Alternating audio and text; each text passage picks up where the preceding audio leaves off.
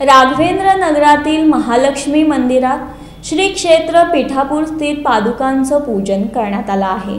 26 डिसेंबर रोजी सायंकाळी 6 वाजता दत्त जयंतीचं औचित्य साधून धुळे सोलापुरातील राघवेंद्र नगरमधील जागृत नवसाला पावणारी महालक्ष्मी मंदिर परिसरात श्री क्षेत्र पिठापूर येथून गुरुदेव दत्त स्वामी यांच्या पादुकांचं प्राण प्रतिष्ठापना कार्यक्रमाचं आयोजन मोठ्या भक्तिभावानं करण्यात आलं। यावेळेस भाजपा अनुसूचित जाती जमाती प्रदेश कार्यकारिणी सदस्य तथा माजी नगरसेविका सौ राजश्री चव्हाण यांच्या हस्ते महाप्रसादचं वाटप करण्यात आलं।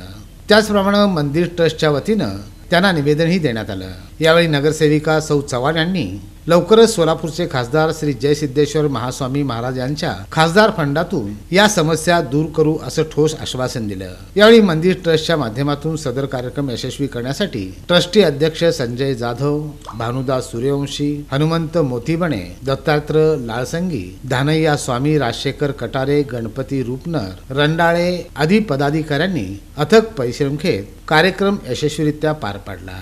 या कार्यक्रमाचं सूत्रसंचालन सौ दीपाली कुलकर्णी यांनी केलं।